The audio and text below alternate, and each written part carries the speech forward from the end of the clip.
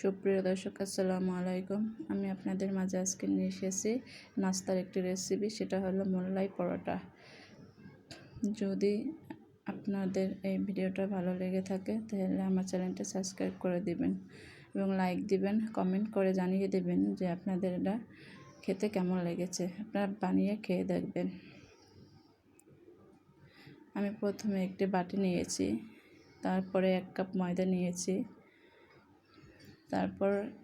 তারপরে এক টেবিল চামচ তেল দিয়ে দিয়েছি, পরিমাণ মতো লবণ দিয়ে দিয়েছি। ভালোভাবে এখন আপনারা এটাকে মিশিয়ে করে নেবেন। জানি তেলটা আগে ভালোভাবে আটার সাথে ভালোভাবে মিশে, এটা আপনার আটা দিয়েও বানাতে পারবেন, ময়দা দিয়েও বানাতে পারবেন। আমি আটা দিয়ে এটা বানাচ্ছি। এখন আমি আস্তে আস্তে ডোটা তৈরি করে নিব। সুন্দরভাবে আপনারা এই ডোটা তৈরি করে নেবেন।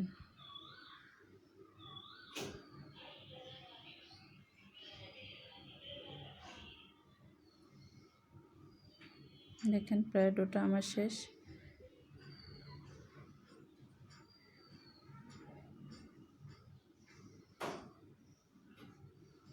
ডোটা তৈরি করে আপনারা 20 মিনিটের মতো রেখে দিবেন। তেল মেখে ভালো মতো 20 মিনিট রেখে দিবেন। আমার 20 মিনিট শেষ হয়ে গেছে। এখন আমি এসেছি এটাকে ভালোভাবে মতে নিব আস্তে আস্তে করে।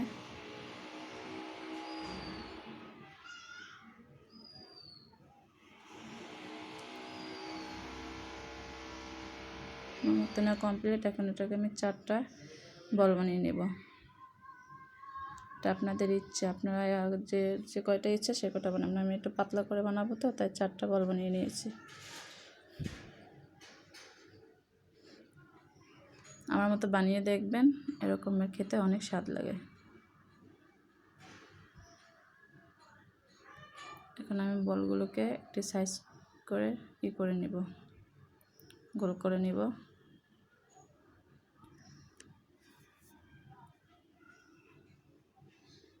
এটা বাচ্চারা খেতে খুব মজা পাবে, আপনারা বানিয়ে খাওয়াবেন।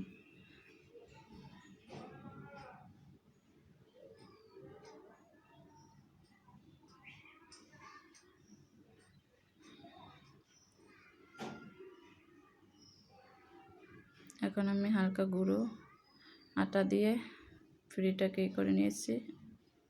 এটাকে বেলে তারপর আমি সাইজ করে নিব। আপনারা আস্তে আস্তে করে বেলে নেবেন।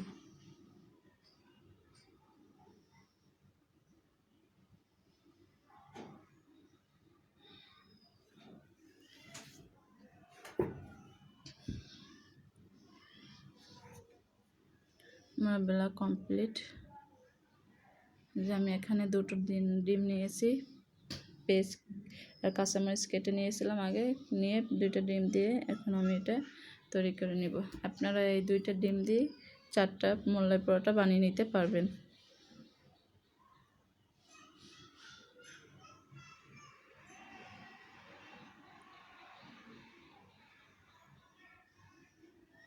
এরকম করে ভালোভাবে ছড়িয়ে দিবেন। এখন আমি এটাকে ভাজ করে নিব।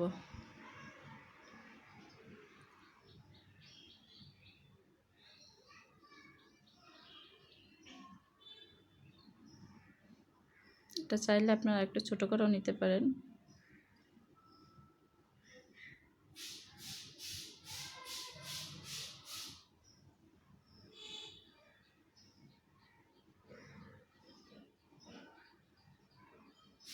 আমার কমপ্লিট। এখন আমি এটা তেলের ভিতর দিয়ে দিব। আস্তে করে তেলের ভিতর এটাকে দিয়ে দিবেন।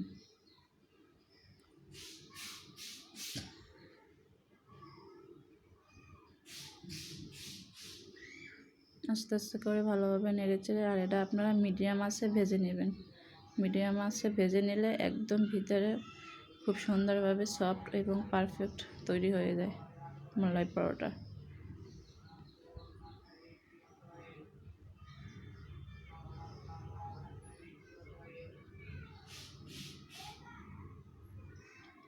এই যে দেখেন অপর সাইড হয়ে গেছে। এখন আমি উল্টিয়ে দিব।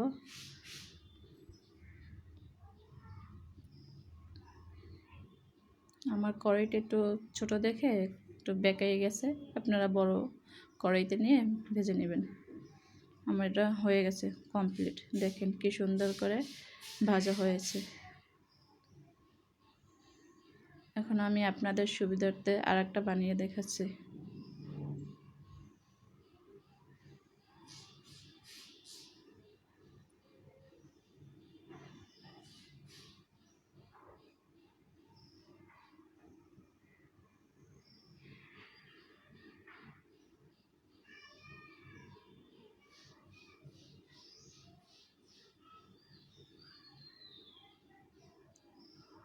আমি এটা একটু ছোট করে বানাবো।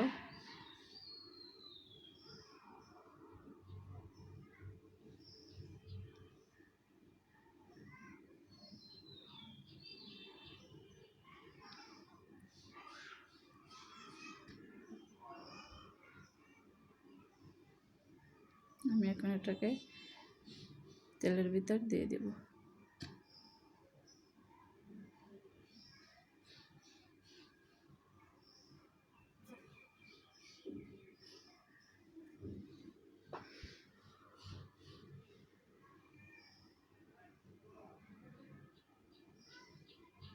এরকমের আপনারা লো আছে আস্তে আস্তে ভেজে নেবেন, জাল বাড়িয়ে দিবেন না, তাহলে আপনার পরোটাটা পুড়ে যাবে এবং ভিতরে সেদ্ধ হবে না, কালারটাও ততটা ভালো আসবে না।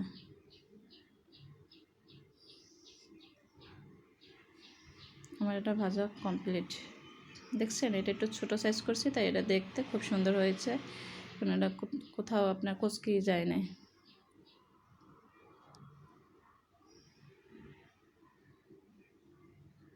আমার ভাজা কমপ্লিট।